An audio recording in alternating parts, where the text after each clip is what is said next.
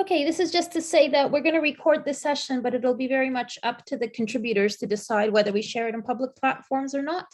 And just before we start going with our presenters, I just want to introduce Imagining Futures and welcome you all to the session today and to our dialogues. So one of the things that we're trying to do is bring together colleagues currently working right in the field and colleagues who've been thinking about expertise in some fields and not in others, and try to create a discussion moving forward. And I have the wonderful task of leading Imagining Futures team, which is really a combination of colleagues carrying on work that they normally do. And then we together create the dialogues, which is what this is part of. And one of the things we try to do in this series, but also more broadly, is address the issues of who gets to decide what is remembered into the future, by whom and how. And it's about the power of the archive as both a process and an object, which we understand in the broadest sense. And our aim is to work towards a manifesto of egalitarian archival practices. And this undertaking is funded by the Arts and Humanities Research Council. And it always seems that what we do in this project is always timely for one reason or another. And it just seems that the reason of the timeliness kind of is added, sometimes very unfortunately. And one of the things we were just saying before opening this up to everyone is that actually the lessons learned here is something that will hopefully inform future things around reconstruction, uses of heritage, and the misuses of history, which we have seen a lot of in the last few weeks again. But also turning to positive things and things to celebrate and ways forward and breakthroughs, if you'd like. And that's one of the things we try to also do in this project. So it's not only looking back in the past, but really trying to gather imaginaries together. And I think that's a really important term at the moment, is imaginaries, which we also believe is not something that is a luxury, but something that is essential that we need to do together. And we sometimes need to do it in ways that might seem unrealistic or might seem utopic. But it is only through that kind of imaginary that we can move towards a different kind of future for where we are at today in the world, I think. That's just a personal opinion rather than a reflection of the project, except for the imaginaries, which I think we all kind of can subscribe to. So just a very brief outline of how we will run the sessions. So what we will have is a 10-minute presentation by the project leads, and this will be followed by a 5-minute response by the first respondent, and then that will be followed by about a 20-minute discussion. So each project will do that. And if you have any questions, please raise them in the chat or raise your hand, and we'll be very happy to have you contribute directly. If the connectivity is very bad, we might ask people to switch off their videos, but otherwise you're very welcome to leave them on. So today we will start with Howayda al-Harithy and Layla al-Sayed Hussein, who will present their work for the project Communities, Digital Archives, Imagining the Recovery of Karantina, and the respondent will be Edwar Hanna. So I'm just going to do very brief introductions for the presenters and the respondents, which does not at all encapsulate everything that they do. But I think considering the amount of diversity of activities that all our participants take part in, we could be here for an hour just listing that.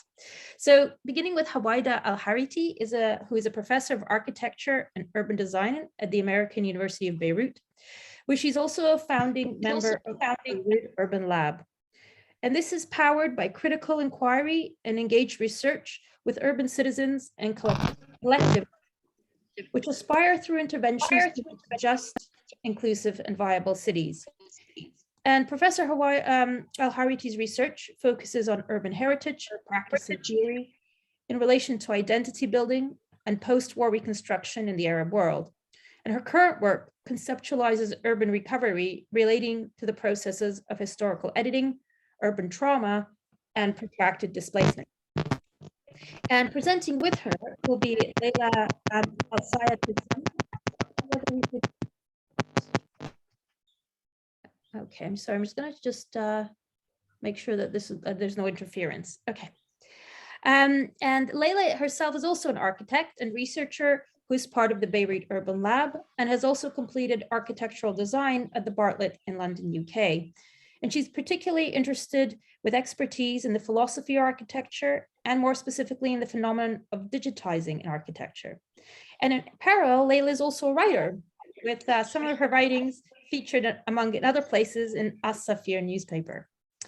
And responding to Leila and Howayda will be Edwar Hanna, who is also an architect and urban practitioner, focusing on the role of communication and urban dialogue as participatory tools for social justice and post-conflict reconstruction. He's the co-founder of Syrbanism, which is a platform providing access to knowledge about Syrian urban realities and access to current and future discussions about the built environment.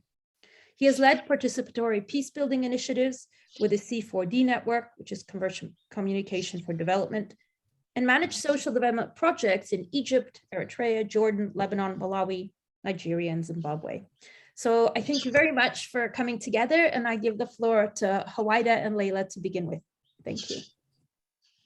Thank you, Lena, so much. It's a pleasure. Thank you for giving us this opportunity to briefly present our work. I will start with the overall general description of the Imagining Futures project that we're engaged with, and then Leila will talk specifically about a follow-on project that we got a follow-on grant for. So we're working as a team of many researchers in the Beirut Urban Lab, and today's presentation will focus on a project called Communities Digital Archives in the site of Karantina where we work.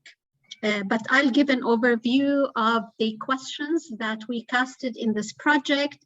Of course, we were constantly trying to deal with city as archives versus archiving the city. When is the city the archives or the object of it? Also, the notion of unarchiving and what unleashes these processes, whether they are processes of archiving or unarchiving. We are also linking that notion to the idea of imagining the future, which is all within the framework of the Imagining Futures project. The initial question or problematic that we were dealing with is how a city is archived and how a city is imagined through unarchiving recovery processes. Of course, we work on Beirut. Beirut has been a site of multiple traumas and reconstructions and recoveries. So we want to see this notion of archiving through the lens of recovery. Therefore, our hypothesis has been about disruptions that unleash a process of unarchiving of the city, and how unarchiving the past is a process of also and equally imagining its future. We first dealt with master plan as tools and agency for a top-heavy process. Then we looked at bottom-up approaches of recovery that positions the public as the agency of imagining the future through a participatory project, particularly after the blast of the Beirut port in August.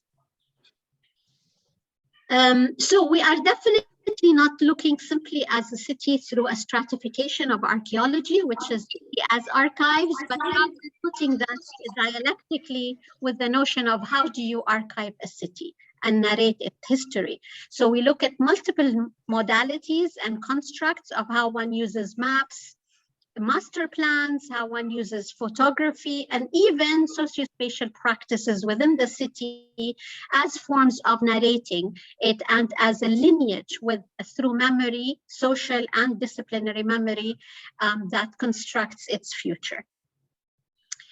So the acts of disruption are always looked at in dual ways. They are part of the stratification of city as an archive, but also they are disruptions that bring new archaeologies to service, bring new layers of the city, therefore offer us counter narratives, or at least shake the narrative itself of the city. And the same process is a process that links through imagining master plans, imagining the future of the city through proposed readings and writings of the city through design practices and tools. So again, the disciplinary versus the social is always put and juxtaposed against one another.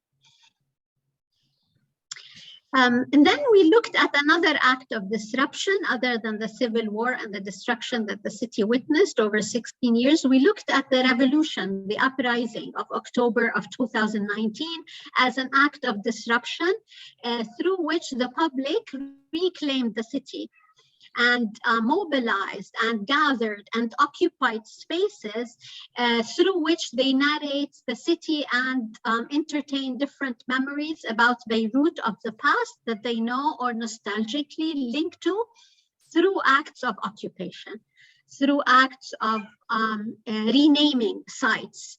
And we talked 2 sessions ago about naming and renaming of sites, and through encampment. That you see in the next slide, building new structures, occupy the open public squares, even occupy bridges and major infrastructural spaces, like in the next slide, in which people sat, built camps, mobilized, and discussed the city through performances, through yoga sessions, through different what I call spatial tactics of the revolution that try to link to a different past in the city and therefore project a new future for it. Then we dealt with another disruption, which is unfortunately the August port blast that took place on the 4th of August, that again shook up the city, forced us to rethink the city through, again, the lens of recovery and reconstruction. And here we again unleashed another unarchiving process that looked at the city and the explosion, the aftermath of the explosion, the displacement of the people, the oral histories that were unleashed about places, and the attempt by our lab to create a people-centered participatory recovery process through which the archiving process was very, very interesting and very critical. The site of the explosion took many shapes, many neighborhoods with different types of impacts. We focused on Karantina, one of these neighborhoods that were impacted. The damage was extensive in the neighborhoods near the port.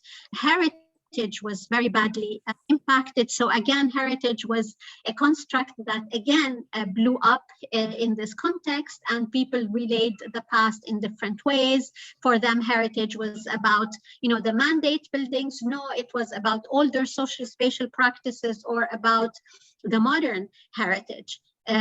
So we had to position ourselves when we were doing the urban recovery project or the heritage recovery that we want to deal with a holistic recovery that's people-centered, participatory, and socially just. So the process was one that really dealt with shared memories and spaces of significance as an important anchor for the recovery. If you don't recover socio-spatial practices, it's very hard to recover the economy or the actual built heritage. So we started from a position that is about shared memories and shared spaces of significance.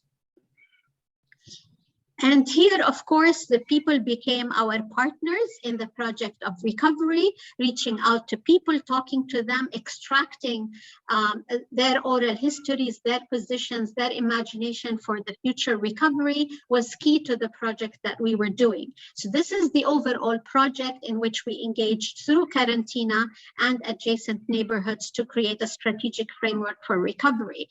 But towards that participatory project, we also took a more focused project. Next, please.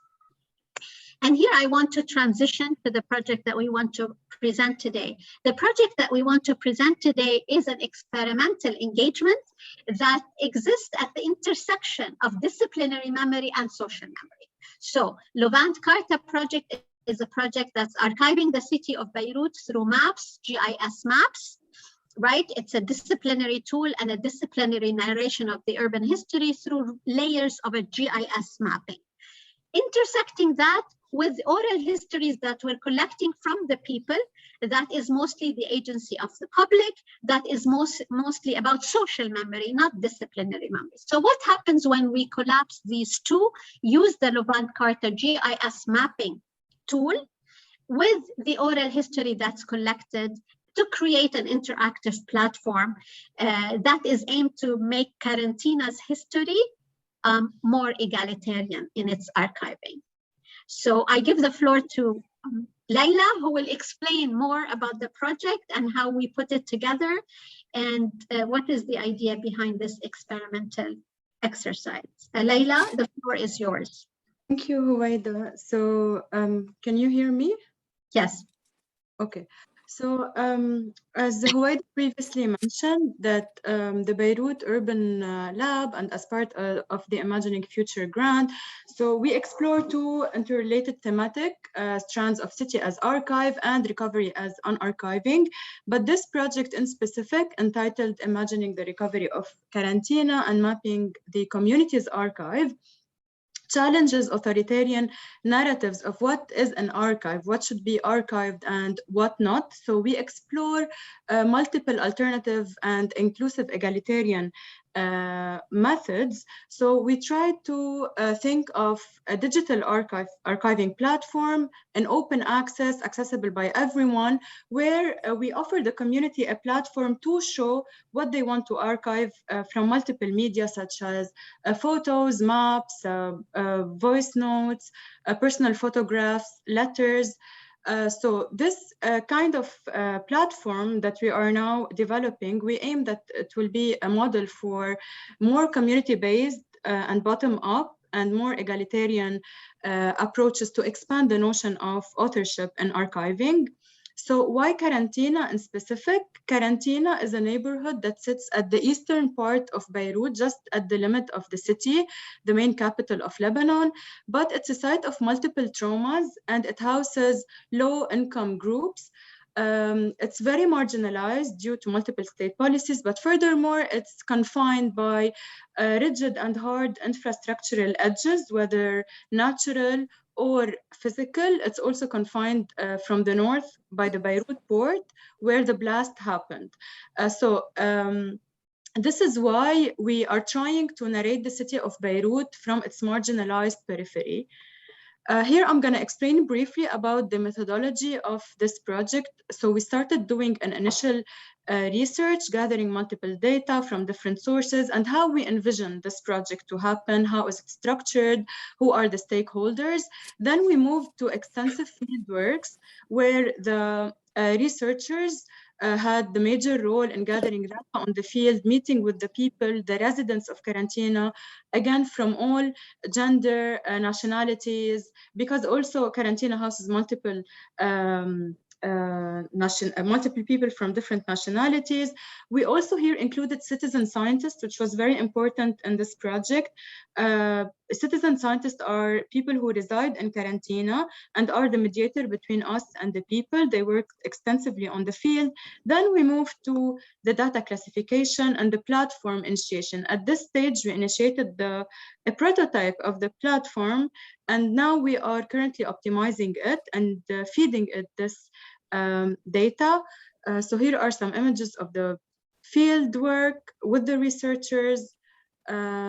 This is one of the neighborhoods in Karantina. Then we started gathering those multiple archives, such as personal photographs, childhood photographs, images of the war, and then this data started getting bigger and bigger. And now I'm gonna be sharing with you the preliminary platform just to give you an idea of how it works.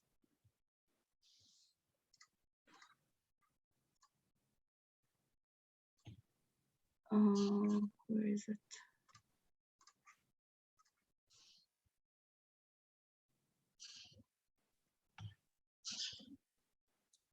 Okay, so please tell me when you see my screen. Yeah, we can see it now. Okay, so this is the basic interface of the platform. We tried as much as possible to make it user-friendly also for the people of Karantina to use it and to be able to know how to navigate in it. We have main codes of the people who live there, and then we have this interactive map. It's an aerial, actually it's not a map, it's an aerial photograph of the area where we can hear those stories 75 أساساً من سكان فنادق، مش أوتيل فينيسيا كان بيتي أكيد. فاتوا هيدا مسلحين وهيدا جا برا نهرب. هربنا، رحنا أول شي على مصر، قعدنا تقريباً 8-9 شهور. أنا كنت حبلة بابني الصغير جيرار.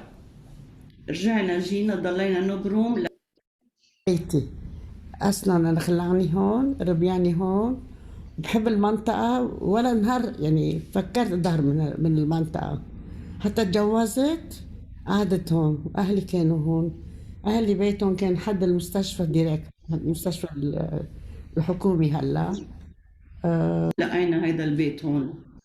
So this is how basically the platform works. We have highlighted stories that are on the map where they are geolocated in the place that matters the most to these people. For example, the second person who participated in this platform, really the sea matters to her. Her relationship to the sea was highly interrupted by the sport. She talks about how she used to access the sea with her children, how all the sea was the main thing that brought her to Karantina. So other stories will keep on plugging in now while we are optimizing the website. Also, all the data will be downloadable, even the images. So to increase the open sourcing of this platform where everyone has the right to access this archive. Thank you. Thank you, Leila. Thank you very much for that really dynamic presentation. Edwar, over to you. Thank you very much, Lena. Thank you very much, Howayda and Leila, and for the team. I think this project is very impressive, well done, and well presented also visually. It's very appealing. I also managed to hear like those stories, and they are very touching, and they connect you with the place, even if you are 1,000 kilometers away.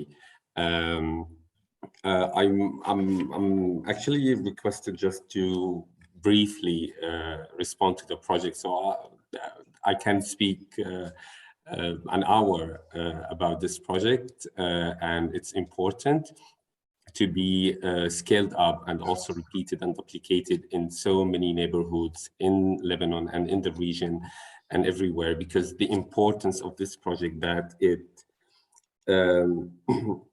basically, when we talk about socially just recovery, there are so many elements that need to be taken into account. But in my opinion, the triangle is always about recognition, participation, and fair distribution of access.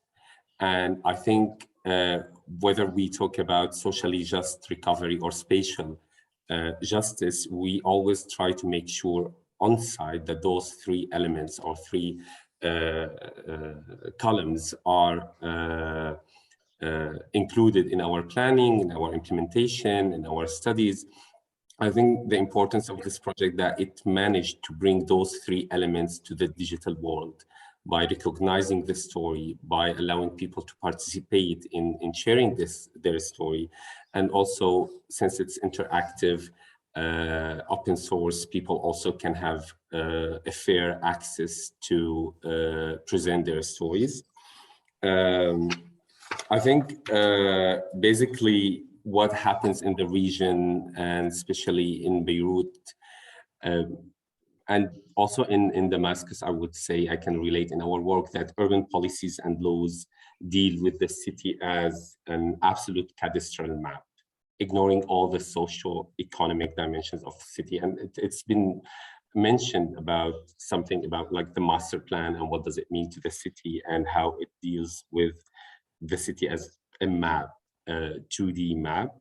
And this results in people being further isolated and disposed. I would say later, in the absence of any just relocation or compensation or any scheme of rehousing, whether due to a huge blast or war, the voice of local residents is always been replaced by the interest of private sector And most of those inhabitants actually might tend to relocate themselves in their interest, which may lead to developing new informal settlements, to new injustices in the city, and would introduce a new urban conflict to any city, because we are playing with the urban settings again and again. I believe that participation for knowledge production and knowledge building, rather than just old style information delivery, is so important. And today, with the power of social media and other aspects of digital revolution, I think we have greater opportunities to communicate, share, and to be reflective and effective. And I think that needs to be strategic and well planned, not only grassroots initiatives or NGOs initiatives. This should be incorporated in even governments' policies. I just would like to mention a similar initiative that used interactive mapping as a tool to archive. It's a small project done by Columbia University about the city of Aleppo. And basically they used YouTube as an archive. And so basically they used YouTube to build a specialized archive of videos of the war in Aleppo. So while YouTube metadata doesn't include a location parameter, a number of established YouTube channels run by grassroots activities and journalists display a kind of archival consciousness. So basically, people started to upload videos of destruction that happened in Aleppo on an interactive map in order to archive not only the war damage in the city, but also people's properties before that destruction. And that was the only way and access to do this archive. So basically this critical fact has allowed to develop methods to analyze these videos spatially and to begin to examine where violence and destruction is occurring. Analyzing patterns in videos uploads across time and space opened up the potential to discover how political decisions or material circumstances might have had an effect on what is documented, how events are represented, and conversely, what is omitted from the YouTube archive. So basically, I mentioned this initiative just to emphasize on the role of digital archiving when access is not always an option, when people's stories and voices could not be heard in any, I would say, like closed rooms or conferences. It's very important to open up the conversation on the digital world, and it's very important to share these experiences with other communities, other neighborhoods, and also other countries. And an example of that is now we are in this dialogue session having participants from different parts of the world discussing and talking about stories of a small community in a small neighborhood in Beirut. And I think this is a success for how digital archiving for a small neighborhood could be shared not only on the national or the regional level, but also on the international level, so everyone can learn from these archiving processes. Finally, I would say thank you very much for this really important project, and I'm looking forward to have a look and skim through the platform when it's fully optimized. Thank you very much. Thank you so much, Edwar and Howayda and Leila, for opening that up. And I don't know if Howayda or Leila, you want to come back on that, or we can launch straight into questions. And I know we've already had some dialogues which touched on some of these stories of neighborhoods. So perhaps there's somebody who wants to watch that. We can go to questions. Thank you, Edwar, so much for that reflection. I know the Columbia project, and I appreciate a kind of a comparative citation of that. It's it's important to have these projects circulating. I see Tawny's come online. I don't know, Tawny, if that was a way that you want to indicate that you wanted to ask a question or a comment on that, because you were working on neighborhoods as well. You want to wait a bit? No, I'd love to ask a question. So I have so many questions. I really enjoyed hearing about your project. So thank you so much for sharing with us. I'd like to know a little bit more about how you applied principles of egalitarianism to the platform that you created, because it seems like how an archive gets used and the potential for use is a really important part of this Imagining Futures project. And, you know, it's more than just open access. It's about allowing people to create their own interpretations and not kind of organizing the material on their behalf, potentially. So I was just wondering if you could talk through that a little bit more. Thank you, Tony, for asking that. And Lena knows how critical I am of this word egalitarian. So I'm going to take this as an opportunity to kind of reiterate my position. Thank you for opening that door. I think there are many ways to approach egalitarian archiving. One is about access and authorship. But it's not how I'm approaching it. I'm trying to really think of egalitarian as a possibility of multiple interpretations. So if we create an open text in the Derridan sense, then we've allowed the multiplicity to exist. It therefore reduces the dominant narrative. And by that, you undermine a dominant narrative that kind of controls the city's trajectory and its future, and you allow multiplicity of readings and writings of the city. So the interactive digital platform is supposed to, first of all, bring the voices of those who are unheard, and in a way, this is about access and sharing of multiple viewpoints. Also giving access to oral histories, which are not normally included in thinking the master plans of the city or its reconstruction, but most importantly, to open up the possibilities of interpretation. For me, if you keep the city as an open text and kind of declare the death of the author, this is a way of making it accessible and open to all.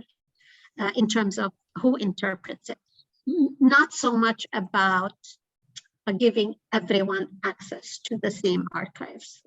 So this is how I approach, oh, nice dog. This is what we are trying to do. We are trying to narrate the city from its marginalized periphery, right? Because the dominant discourse is archaeologically ridden, it's nationalistic, it's singular, and if you just tell the story from the periphery, you're already tipping that balance and opening it up for possibilities of interpretation. For me, this is the first objective of making it accessible, challengeable, and multiple. So that's how I would answer. I hope it makes sense. Does anybody? I mean, I could add really and elaborate that if you know the context of Lebanon, it's brilliant. There is even an absence of a dominant history. There's an absence of a nationalist narrative because of the makeup Lebanon is, because of how it was created historically, and because of the dispute around its history. There is a vacuum. There is no national history that was written. It's being suspended. I mean, people think of that as a problem. I think it's a wonderful opportunity that, you know, you don't have that to even try to counter.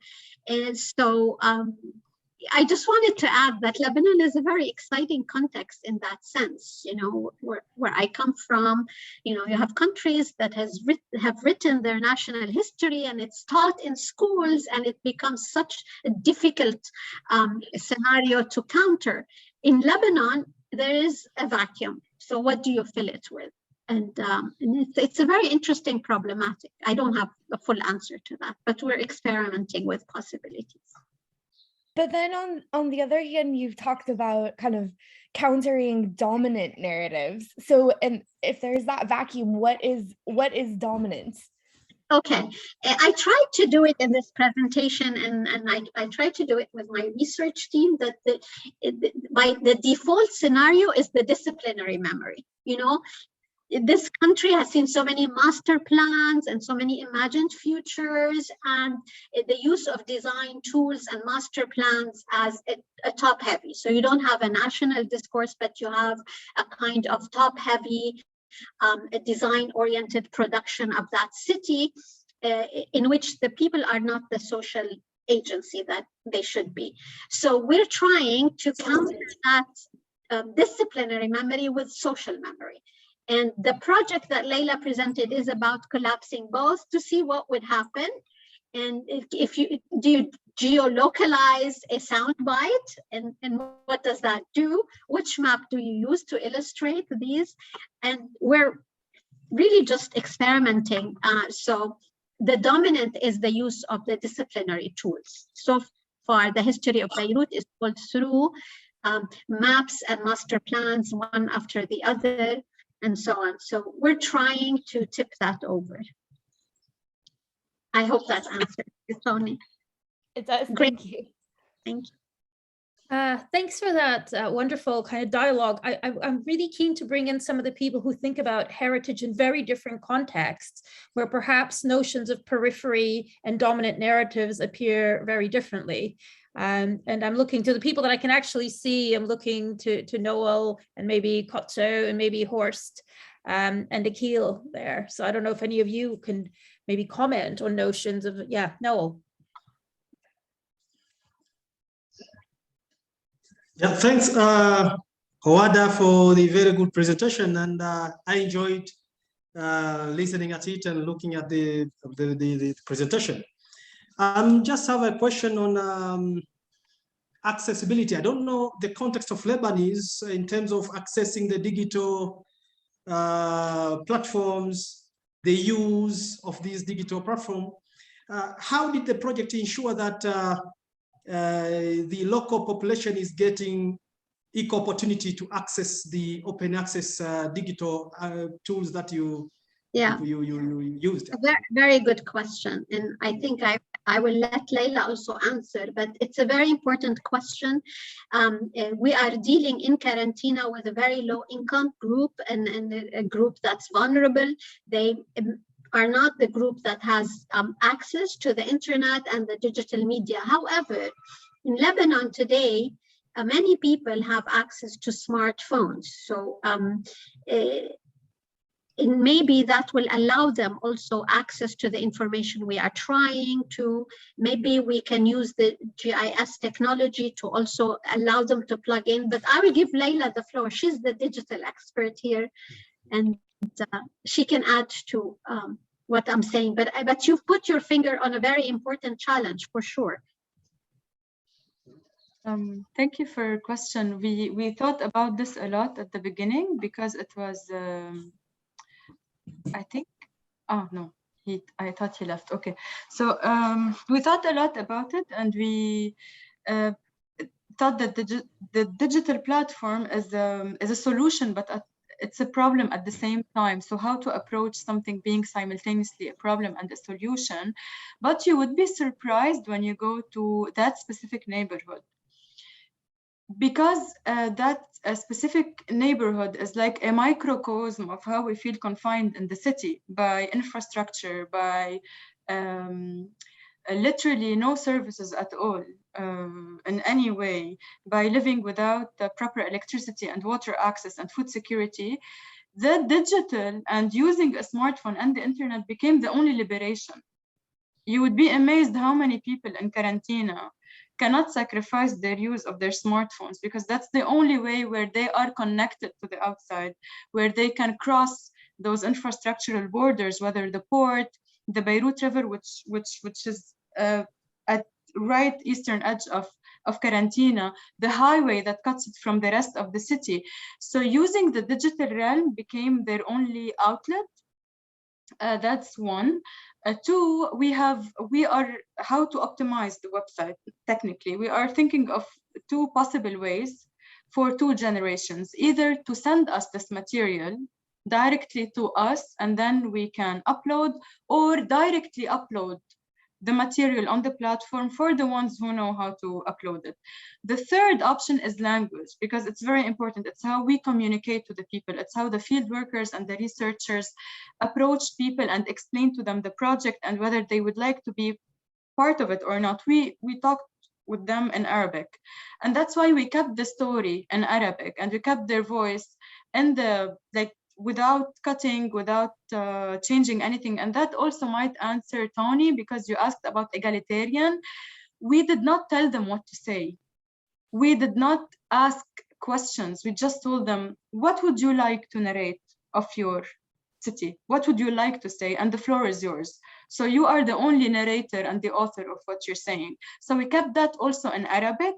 And we are also trying to push that. It's a bit hard technically because of all these digital platforms that are catered to, to foreign languages, to also try to change the tabs in the Arabic language as well. But I think briefly to answer your question, the internet is their playground. So the digital now, I think, even for those low-income people, it's their way out of communicating with the world. I hope I answered your question. Yeah, and makes me, I mean, in a very different context, and thank you, Noel. I was actually wondering about audience as well. If I could just give you a tiny example, what this conversation made me think of in terms of 2,500 years ago, is the peripheral community, the plebeians in Rome. One of the things they demanded is that the laws be recorded and deposited in a temple. This is what the story tells us. So in a way, they pushed for, otherwise they said they were going to leave the city. And one of the things they demanded was this deposition of something that they also knew about. So they didn't necessarily know how to read. Not everybody, the literacy wasn't that high, and we know that.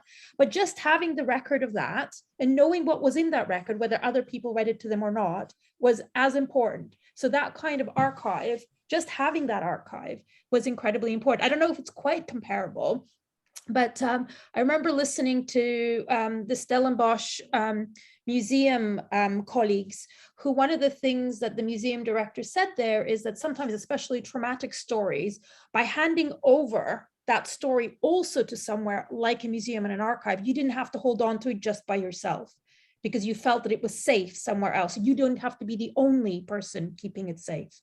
So those are very, very present stories. I don't know, Horst, you put on your camera. I didn't know if you wanted to say something, come in at that point, because I know you're also dealing with some traumatic archives. Sure, hi, thanks. Yeah, I'm talking here from Cape Town. And thank you very much for those presentations. I appreciate that very much. And okay, I'm on a Zoom thing. Hang on, coming. Sorry. Hello. Hello. We can hear you. Go ahead, please. Okay. Sorry. What I thought, what has helped me a lot has been the answer to the question of what makes it egalitarian and the limitations of that. And as you said, the reduction of the dominant narrative. And I hope that that resonates with the work that we're going to be doing here or are busy doing in South Africa, because there are dominant narratives, and those dominant narratives have a particular shape in the South African context, which is a narrative that comes from the colonial and apartheid white dominant culture, which is now countered by the narrative that is preferred by those who are now in power. And that is a denial of where egalite comes in, because it is precisely there that we find that the voices of the unheard, of those denied all forms of power can be lifted. And that's my commitment to being part of this discussion. So I'm making more of an observation than I am asking a question, but I just want to say, I'm learning as I listen to you. Thank you very much. Thank you very much for that. Thank you for the feedback. Sorry, Howayda? Yeah. I'm saying thank you for the feedback. I'm just wondering that, especially with Horst's final comment, whether this is actually a good moment to move on to our next presentation, which I think kind of joins these two very different contexts between the historical and the contemporary Noel. And I wondered if maybe I can just do the introductions now for your presentation, but first to thank very much Howayda and Leila and Edwar for their contribution. Thank you so much for that. Thank you. Thank you. Thank you. Okay, so for the next presentation, it will be presented by Noel Lwoga with Kocho Gavua responding, and it'll be on multivocality in representing slavery heritage in Mikindani, Tanzania. And we can come back to the questions of precisely what some of those narratives mean and what kind of representation. Dr.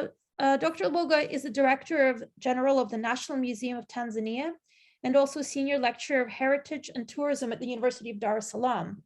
He's a heritage tourism strategist, integrating humanistic and economic approaches to bridge the link between conservation, tourism, and development.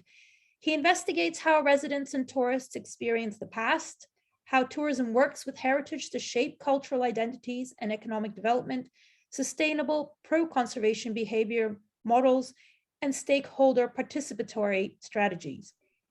He also has a keen interest in heritage marketing, social entrepreneurship, and leadership. And his current projects include realizing heritage economics and conservation through community-based tourism. And I note that a lot of that terminology of community-based and so on, we also echoed throughout. And just in response, the respondent will be Professor Kocho Gavua, who teaches in archaeology and heritage studies and is the director of the Leventis Digital Resource Center at the University of Ghana. And his research focuses on the effects of early cross-cultural interactions on society, cultural heritage, and economic development in West Africa. So also nicely intersects with a similar kind of sector. And his commitment to heritage and expertise is currently deployed as part of the President's Committee on Museum and Monuments in Ghana that seeks to find radical new ways of presenting narratives and engaging communities from across the social divides. And within Imagining Futures, he leads the Ghanaian Futures Lab. Noel, so the floor is yours if you'd like to share your presentation.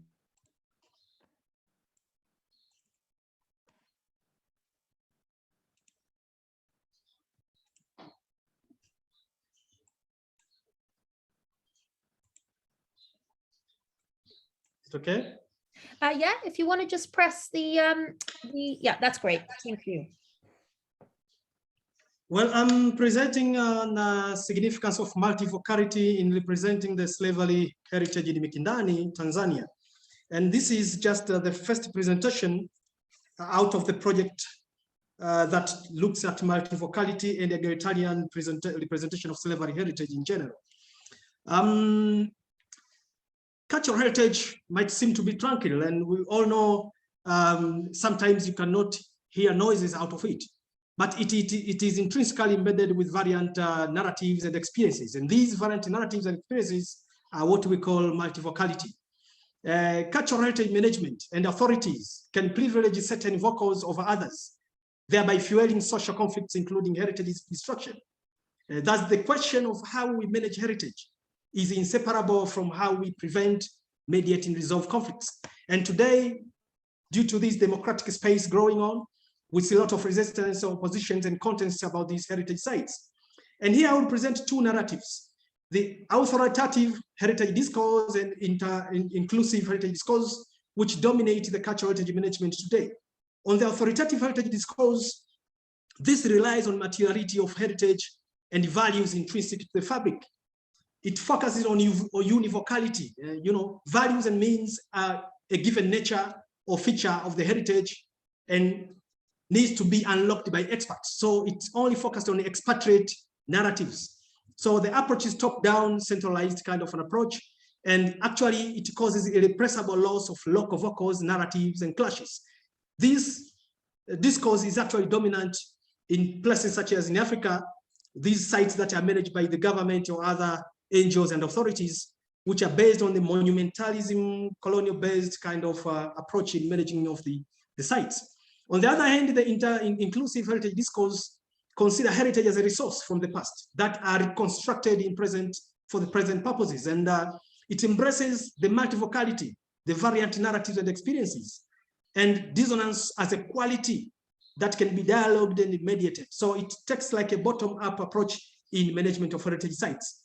So this kind of an approach recognizes the assemblage of diverse values and plurality of meanings.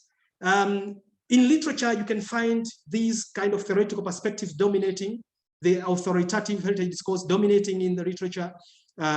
This study actually was posited in inclusive heritage discourse to understand the multivocality. Today, the most kind of UNESCO declarations that are coming out, conventions and policies, which promote the plurality following the inclusive heritage discourse. In reality, these things exist. The concepts such as cultural diversity, pluralism, participation, change are also emerging. The multivocality is seen as an inherent part of heritage. However, there is an inclusive dialogue regarding the significance of multivocality, especially how it works, how it can influence historical context and cultural negotiations and shape ways people cope with heritage actually is limited, Actually, the rhetoric use of inclusive heritage discourse is far from reality. And most places, such as in Tanzania heritage sites, for instance, we still practice authoritative heritage discourse, whereby the state, perhaps the cultural heritage management authorities dominate the narratives. So the aim of this study particularly was to explore multivocality in slavery heritage sites in Mikindani. And it used the notions of dissonance and the inclusive heritage discourse to show how multivocality can perpetuate dissonance, shape cultural negotiations and people's meaning of coping with violent memories. So through this, we show the significance of multivocality. We focus much on southern parts of Tanzania in the region known as Mtwara, particularly the place or the historic town known as Mikindani. And this actually is located in the this mouth-shaped geological features. And here you can see it's actually located along the coast, part of the southern part of Tanzania. This bay is known as Mikindani Bay, actually was very much influential during the slavery part. As you can see, this is just a small town with about 20,000 people, but it's also involved actually in oceanic networks and opportunities during the interaction with Indian and Asiatic businesses. But its downfalls was caused by the construction of Mtwara port during in Mtwara. It made Mikindani port to decline. Actually, the slavery trade that was conducted there, the trade on other inland products were made to fall after the change or shift of this port to Mtwara. Many people here practice the agricultural activities and small fishing, but also trade, like in tourism activities, which are rarely or limited practiced. But the shift of the economy made many Asiatic and Arabs to shift from this town to Mtwara and Lindi, thereby leaving just a few people and many incoming from other places to Mikindani. So today, the cultural composition of the Mikindani involves the Makonde, the Yao, which are Black Africans, but also few Asiatic or Arab descendants who are still living in that town. You can see from this scenario, these are some of the built heritage that were constructed in this sign, or this picture is of 1900. As you can see, the custom houses and some of these built heritage of 1900. Today, few of them still remain, like you can see here, the old Boma, the German bomber, but the red roofed structure, which is now referred as Old Market. Actually, it's very controversial. Some people call it Old Slave Market, while others say it was not a slave market, but rather common fruits materials. You can see the townscapes. Actually, the Mikindani town is spaced by different scenarios. Here you can see the stone-built structures still existing, and some Arab and Asiatic communities still living in there.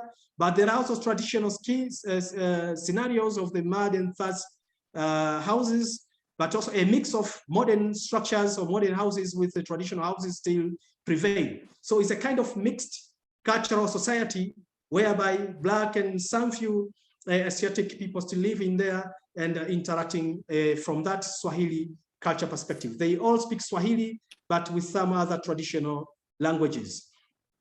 The methodology of this program actually followed qualitative research and engaged about 33 individuals as the key informants, including women, men, and youth groups. And the selection was basically purposive structure.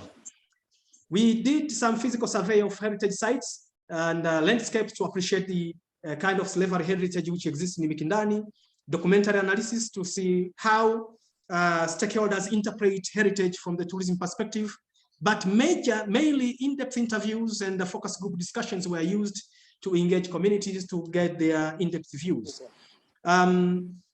We really found that multivocality and its resultant dissonance in Mikindani are structured around what heritage to conserve as slavery heritage and how to present it. There are some authorities actually dominating the monumentalism kind of narratives. The cultural heritage authorities are talking, or what to conserve is limited on built heritage. But if you talk to the communities, they talk far from the built heritage. Actually, they consider built heritage to be important, but they talk of their land, which is actually, they say, if it's left to degrade, actually the built heritage will also perish. But there are also farms around them, which were also used during slavery trade. There is open space, which was occupied by built heritage, and now the built heritage are not there. And these spaces should also be considered as part of the slavery heritage. There are a lot of intangible aspects that the community talks about as an important heritage to be considered when you present slavery heritage. For instance, there are tales that tells us there were local mango trees and thieves who were caught stealing mango in these local farms were held captives in farms banders. And sometimes they were forced to work for farm owners and eventually sold to slave traders. These stories are not told. They're not part of the built heritage composition. But importantly, they also spoke of ocean as being part and parcel of this heritage. And there are a lot of tales and stories and myths about the slavery stories that are attached to the ocean. On the other hand, the multivocality was on the presentation of old market. There are some, actually the authorities, the conservation actors, tourism actors, and youth, interestingly, are talking of old market as a slave market. And they believe that one of these, actually this building was used for slavery. There are a lot of stories that they talk about. And on the other hand, in the community, some elders are bitterly, when you speak of this building as being attached to slavery heritage, to them, this was a market for a common item market. And most of elders, whether Black African descendants or Arab descendants, they all support that this building was not used for slavery. And they say that old market was used for past slave trade. Now it was used as a common good market. And why is that? Actually, conservators, tourism actors are now overwhelmed by the economic perspectives of heritage, keeping heritage, preserving it for commercial purposes, including tourism. So you find tour guides, tour operators will appreciate and actually make the story of slavery dominating around that market. But also on the other hand, there is a point of ignorance. Due to the demographic shifts, some old patrician families migrated to other places, as I said earlier, during the stagnation of the 20th century. So the young people who are now the coming generation are limitedly have inherited the stories of the slavery because of their elders. Actually, they migrated to other places. So there is a point of ignorance to the really true stories of this building. On the other hand, those who say this building was not used for slavery, actually the elders, some of them feel being dispossessed of something valuable to them. They say the old market was used as a common food market. It was an economic or commercial point where every people in Mikindani would meet. It was a social hub, a meeting point to them. So when you attach slavery story, actually, you are taking something valuable to them away. But there is also an amnesia-based notion that this slavery story offends some of them, as it associated some of their societies with the slavery masters, for instance. These are especially the Arab descendants. But the Black African descendants also dislike to be associated with ex-slaves. And that kind of, let's forget about these stories. Let's put these new stories as a blend. So there are quite a lot of vocals that are coming out from the community, which are also against the narrative that the building was attached to that. So you can see the two notions.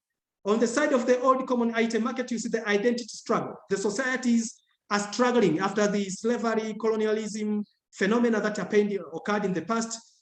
These identity struggles also manifest themselves in representing this heritage. As well, on the other hand, you see the economic struggle. The youth are today struggling to have better life. And as I said earlier, Mikindani was actually failed, the economy of Mikindani failed because of those historical events. But now the youth who live there, they're struggling. So they will take the idea of slavery to promote tourism and support what conservation authorities are talking about. The overall dissonance that is caused by the multivocality is actually passive in Mikindani. Why is it passive? It's because of the actually limited interest of past history, especially among the youth who are focused much on the economy. But the amnesia syndrome, as I said earlier, from the part of the elders, the perceived control of dialogue is less. Actually, the local community, especially the elders, have limited the theoretical apparatus to claim their arguments over and above the authoritarian narratives.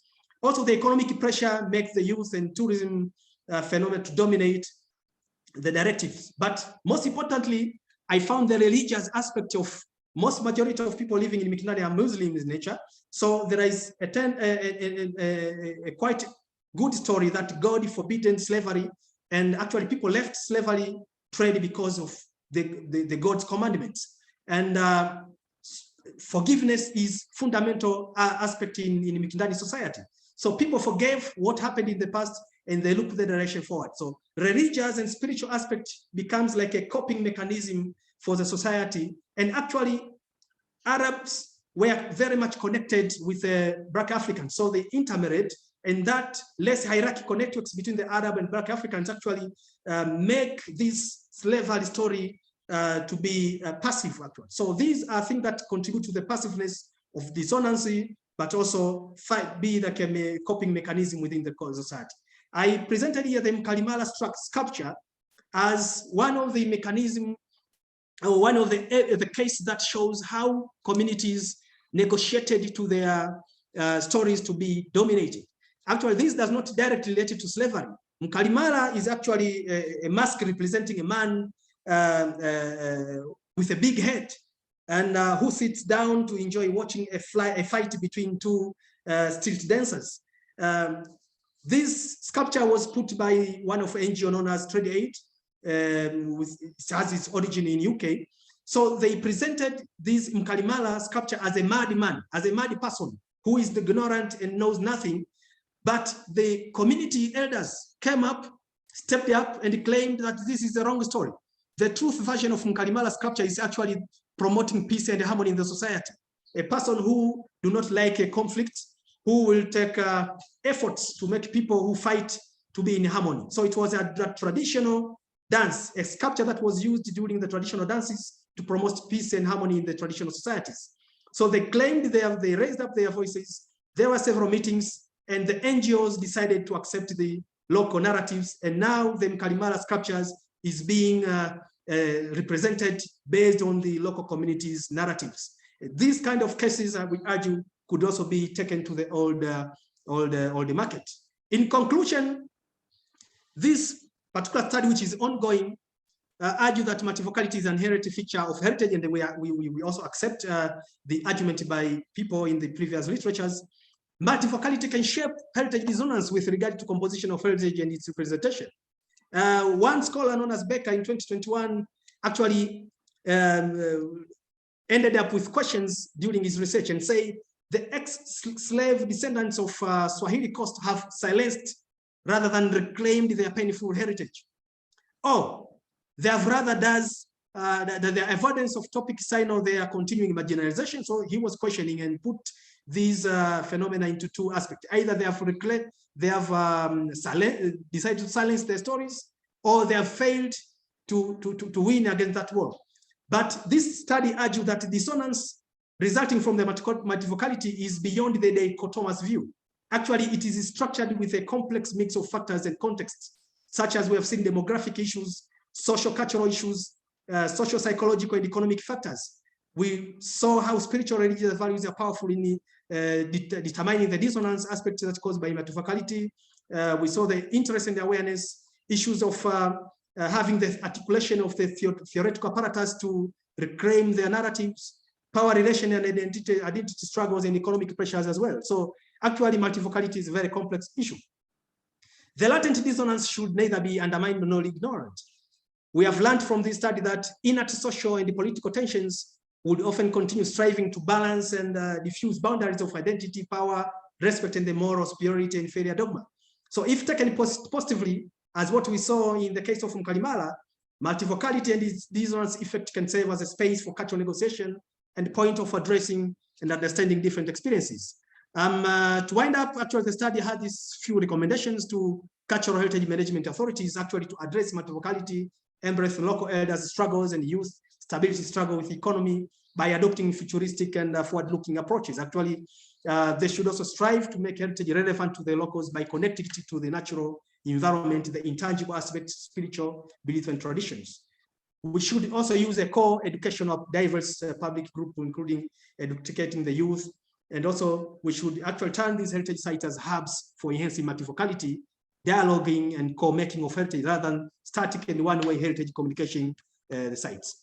So the next step about this project actually is an ongoing task that I said. We have done a case study in Pangani. You can see this building was also claimed as being used for slavery. It's now in ruins. It has been destroyed intentionally by communities who are claiming, who want to erase that story in Pangani. So we are still analyzing the data from Pangani and having a comparative analysis with Mikindani. We have also written a policy brief to the Ministry of Natural Resources and Tourism about Pangani destruction and proposed that this heritage should be preserved and gazetted by law. We have also just finished the participatory workshop in Pangani to develop what we call a co-created plaque, or rather the labels of the old market. The future topics actually is a discovery of slavery market site in Mikindani to be sure that whether that was a slave market or not, but also exploring slavery heritage and at the controversial slavery ruins in Pangani, and discovery of some of the controversial heritage sites in Pangani and Mikindani both. Thank you for listening. Thank you, Imagining Future, for funding this study. Thank you very much. Thank you so much, Noel, for all that richness and pushing it all into such a short time. And could I, Koto, if you could stop sharing, thank you so much. Koto, would you like to take this forward? I don't know, I'm glad you're doing it because I wouldn't know where to start. There's so much. Actually, I also don't know where to start because the presentation is so loaded and very rich in terms of ideas, but we still have to start from somewhere. What I have been picking from the presentation borders on first, who interprets the past, who can lay claim to the past, who presents the narratives of the past that we take into the future today. And also bridging it with what we heard earlier, it's about the thoughts and the narratives of the dominant in society. So, which is also linked to power relations in society. Slavery in itself, the enslavement of people, created a solid economic base for those who rule today. So there's a tendency for them to present their version of the past. But the question is, if the youth of today also wish to interpret the past, they'll do it conveniently. to also strengthen their position, also to support their interests of the days. And some of them will sift through the narrative, the same narratives of the dominant, the dominant elite, and then use that conveniently, as we heard about the South African situation, that those in position today, in power today, would like to use the colonial narratives. But in a nutshell, what we are saying is a shift from what we may refer to as the official history or popular history, which we've been fed from the formal system all the way to today, a shift from that one to what we call the public history that is out there in the streets, allowing the subaltern to tell their own story, how they feel, how they have experienced life, and what we can learn from that. And that is where the multivocality comes in, which is key to our understanding of the world today and what we have inherited and what the ones that we would like to take into the future. Would say that in terms of constructing the narratives, sometimes what we call the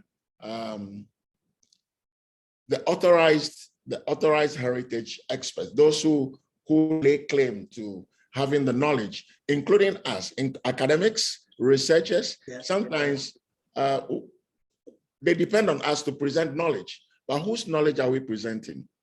And so that's why I'm glad that with us involved in research today, we are shifting from officialdom to dealing with the people, dealing with a cross-section of people whose stories will help us to renegotiate the past and renegotiate today, and then think about imaginaries that will make tomorrow a better place for all of us to lead.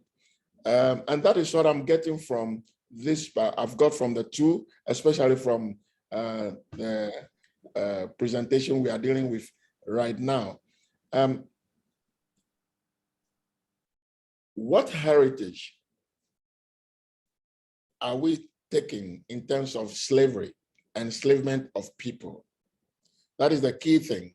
Whose story are we presenting today?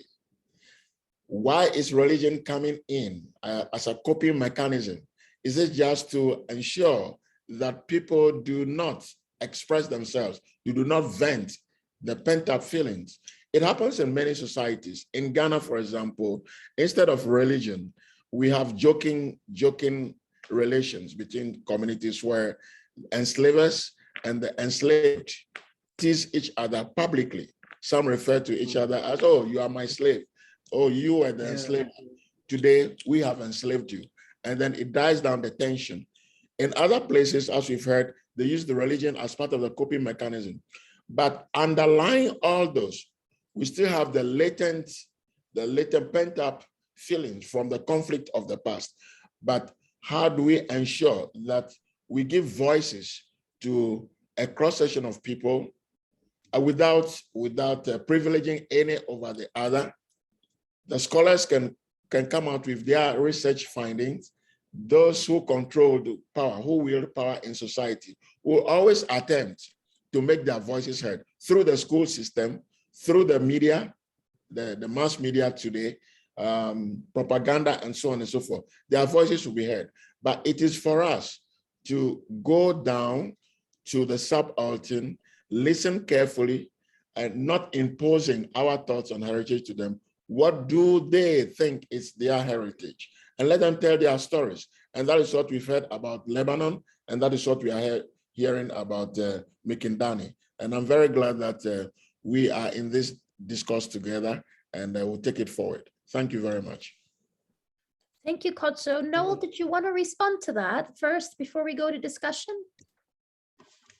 Yeah, thank you very much, Kodzo, for that important point.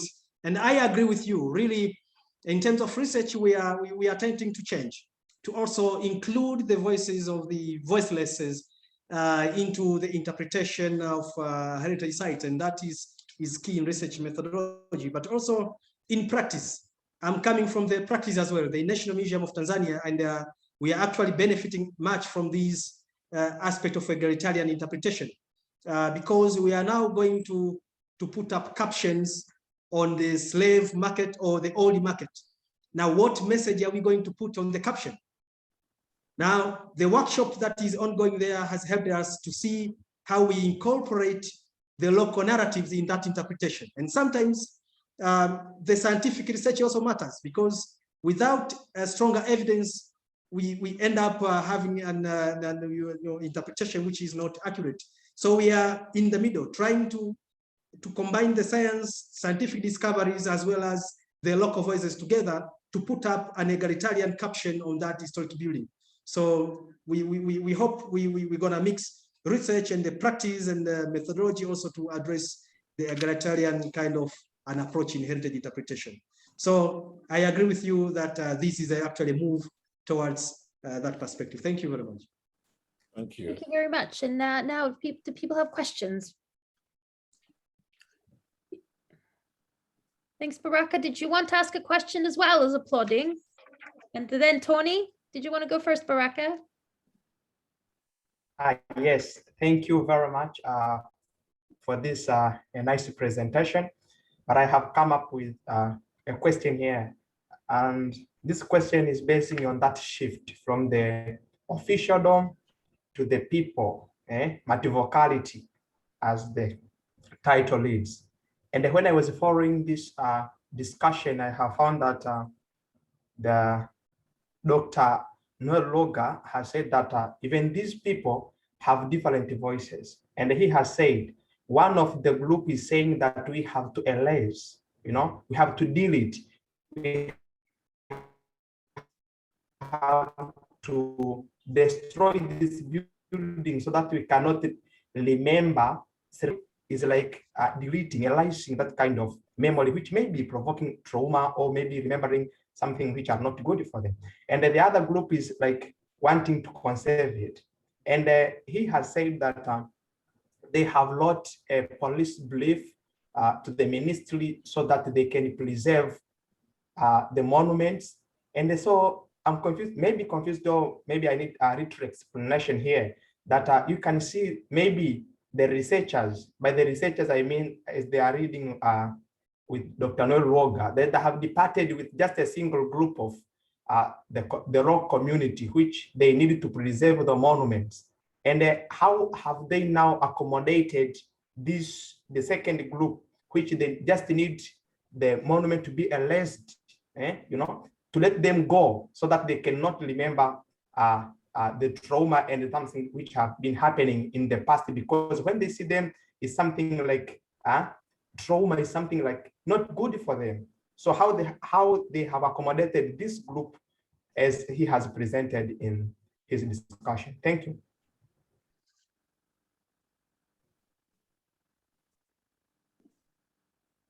Noel, did you want to come back on that before we go to the next question?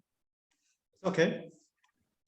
Yes, thank you, Baraka, for that good question. And actually, that is what we are currently dealing with. We are trying to come up with a model that will have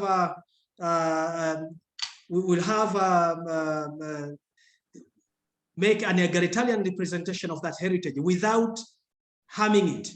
As I told you, we began with a workshop. We put all the two groups together, and we have just ended that workshop. And we are yet to put up that caption on. But what we have just found is that when these stories that are harming the slavery stories are kept hidden without being spoken, without dialoguing it, is actually harmful than when you dialogue about these things. Yeah. So that's what came from the community as well. As they dialogue these things, they make them open. They just discover that the heritage, the tangible material like building, has no harm.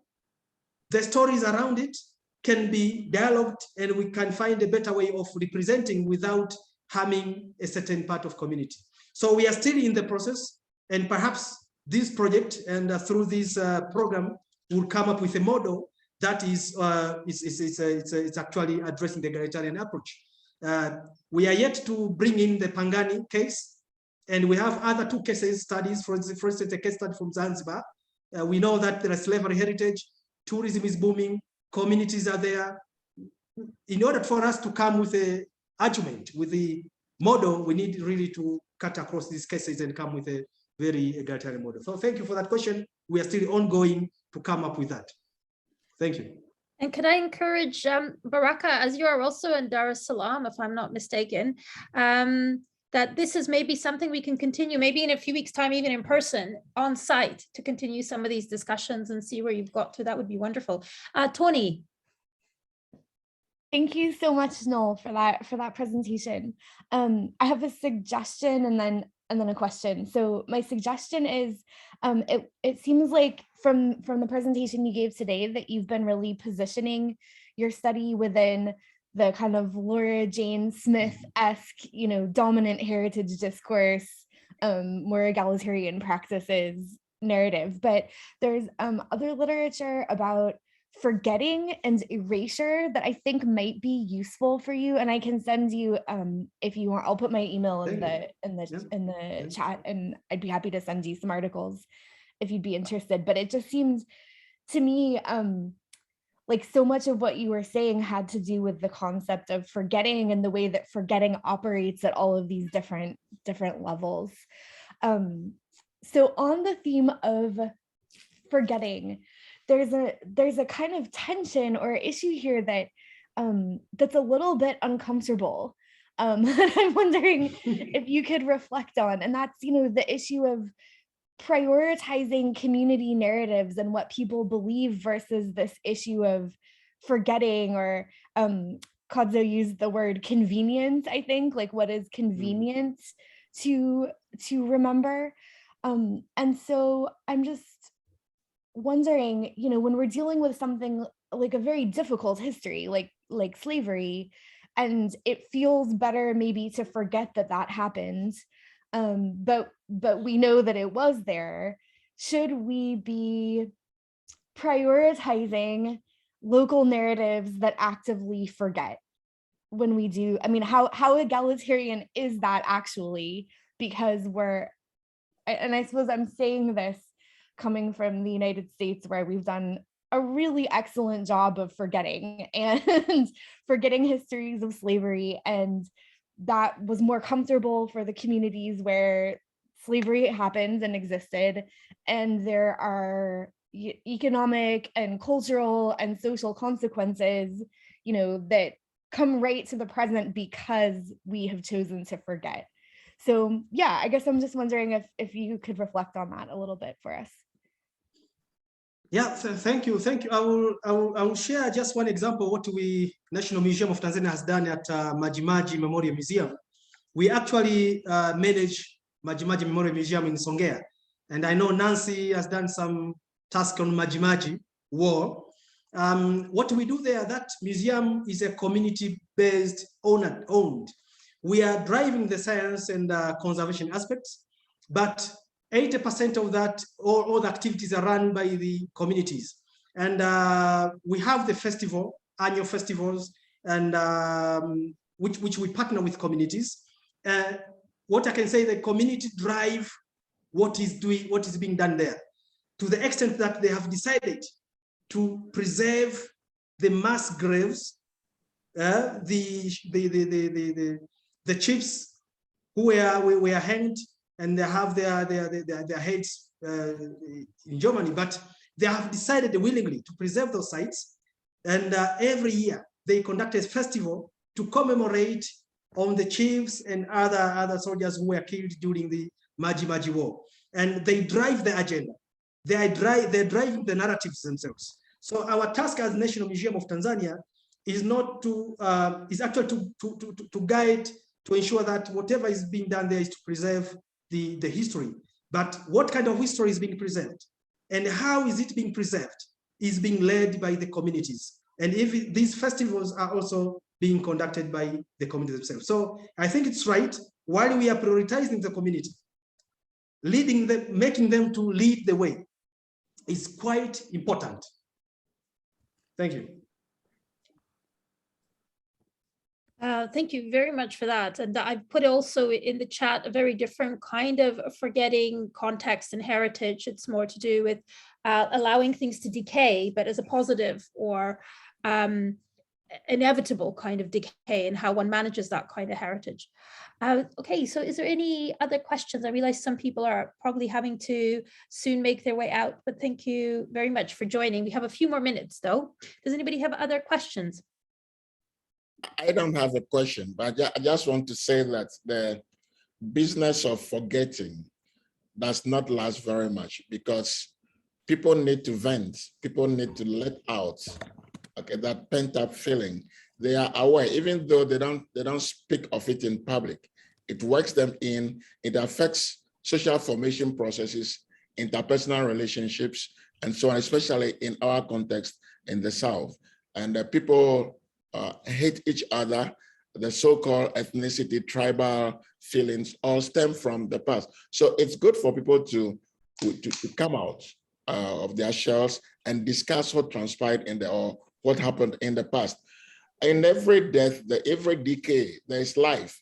So although we may try to cover it up, life will grow out of it.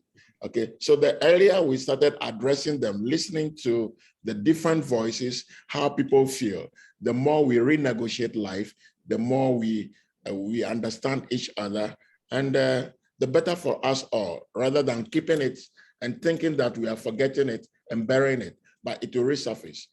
Okay, so that's what I have to say to that question. Thank you, Kozo. And I'm just wondering, one thing that hasn't been mentioned at the moment, so dominant narratives have been mentioned, but gatekeepers haven't been mentioned. And I mean, in many ways, that's very encouraging in the sense that at least the authorities, at least Noel, the way you talked about it, and Howayda, the way you talked about it, is as long as that narrative is kind of brought to the surface, it is allowed to exist. And part of me wonders about that. So to what extent is, on the one hand, community there to expose their narratives, but on the other hand, how does that community also, or people within it, act as gatekeepers? I mean, Noel, the story you told about the elders and the discourse, right, within the community, I found incredibly encouraging. So, you know, and I was wondering, so how would you represent that discourse? You almost want the story that you told about these different stories appearing on that plaque. So not just the one, but both of those, you know, and making it dialogical. So in the conversation, these are the ways that this is thought about, and almost leaving it as an open question, or whether this is something that prompts discussion or should be destroyed. And I know this is very, very crucial at the moment, precisely in the work that Nancy's doing, and us trying to think about the prison in Lindy, and turning that into a culture center or a memory center, and how does that embody very sensitive and traumatic narratives? And I think we have a lot of conversations still to have, especially with people on Songhay and yourself, Baraka, and others who are here, about how we do that. But the reason I bring up gatekeepers is partly because very presently on the mind, those of us watching the news, there are gatekeepers everywhere at the moment, especially in the grand narrative that Russia is putting forward, a narrative that has been challenged from within Russia and from outside Russia. There is no possibility for those multiple voices. So when national narratives are encouraged and built together, I'm just wondering, particularly in Tanzania, whether you do feel that at the moment is a great moment to be able to include these multiple narratives, or do you worry about pressures? And I'm also having in the back of my mind what Layla and Howayda were saying about the vacuum in Lebanon as a positive. Yeah. So in other words, at the moment, anybody can come in and say things without being shut down. Yeah, can I come in a bit? What kind of messages we got from elders, actually? Those who are saying, let us forget this story. We don't want to associate the old market with slavery. They actually say, we don't have evidence. We don't have evidence that that market was used for slavery. So as long as there is no evidence, the authority has no evidence, the community has no evidence, to them associating it with slavery, they actually, it's better forget it. So we are also encouraging research as well. That's why I said we cannot avoid scientific research. At Sure. some point of time, you have the evidence that this thing was used in slavery, and that will be also accommodated in the dialogue with community. Yes, we have these things which we confirm beyond doubt it was used during slavery. So what's ahead or what's next? That could be another dialogue. We find a similar situation in Pangani. The old structure that was destroyed completely down by the community. It was because there was stories that in that building, there is a cave inside where slavery is used to be kept. And that the family who owns that structure are still living in the town. So they promoted the destruction of those houses to erase that structure. But until it's being destroyed, nobody has evidence of that cave or that hole inside. So when we preserve that structure, we really need to go to and do research and uncover that story from the scientific truth, but also now bring it to the dialogue with the community, that this is what science tells us, but what is now the stories within the communities and how can we present it? So I see what the current situation in Mikindani and Pangani is that even the research has not been done much to uncover from the scientific perspective. And that was the museum wants also accommodate.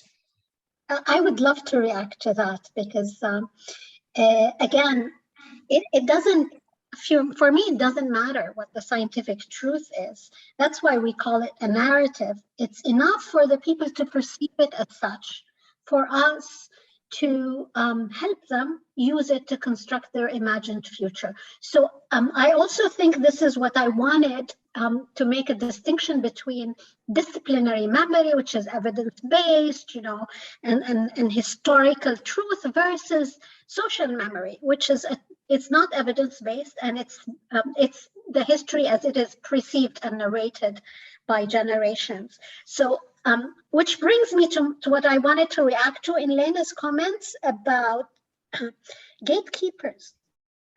It makes me think, Lena, of our manifesto and how we need to make this distinction between authorship and custodianship, which we kind of put a slash in between in our manifesto. But I think you raised that a big question for me, that sometimes the custody and the last presentation also, with the community being the custodian of the archival material. Also, they do not author the narrative, but are custodians of the objects that are placed in the archives.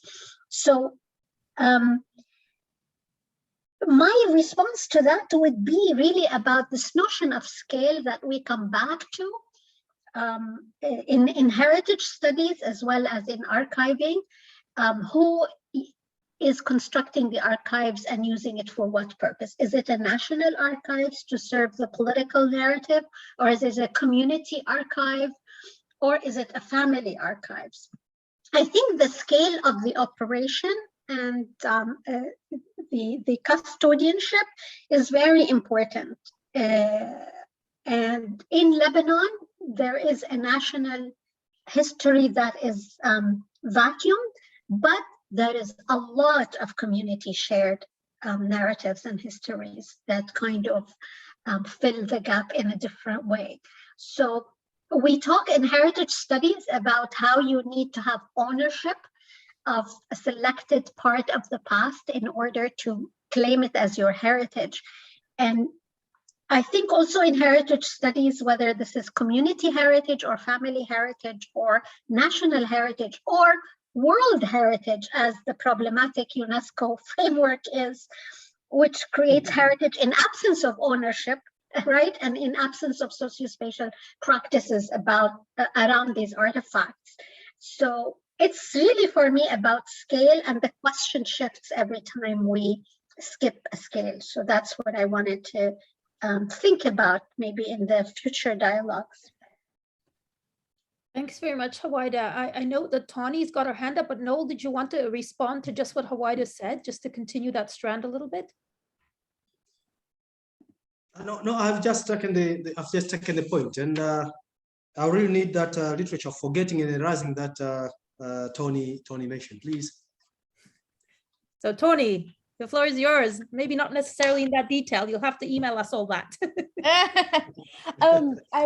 I wanted to just kind of remind us that community is not monolithic, that communities involve, you know, multiple voices and involve power politics. And I think sometimes I've noticed the tendency within heritage studies to think about community in kind of nostalgic terms.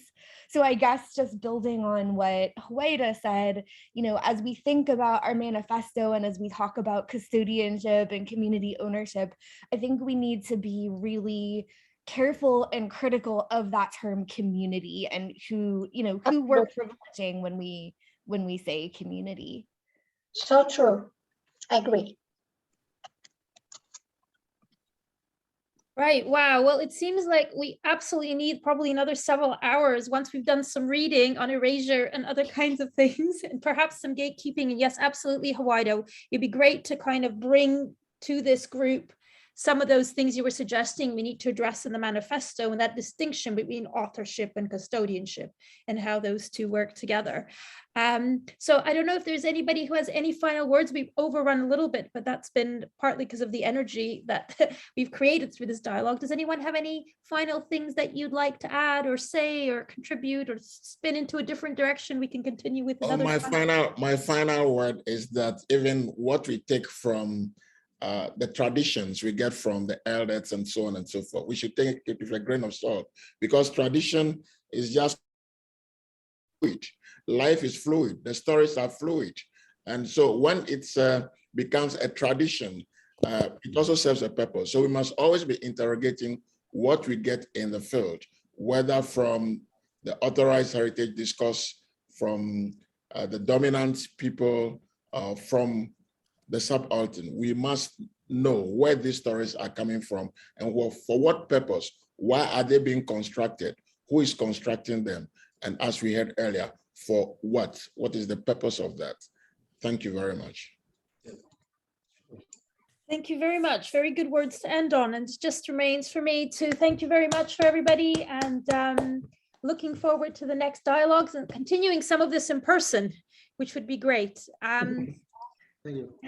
And I really appreciate you giving up your time, but also your energies to share with us these problems, which are not finished or disclosed. So it's good to be able to think about this together. And I hope that some of you who've now just met, this will be the beginnings of these conversations rather than an end. So thank you very much. And Tony, you've sent your email, and if anybody needs emails of anybody, just get in touch with us and we'll check before we share, but we're always happy to share what we can.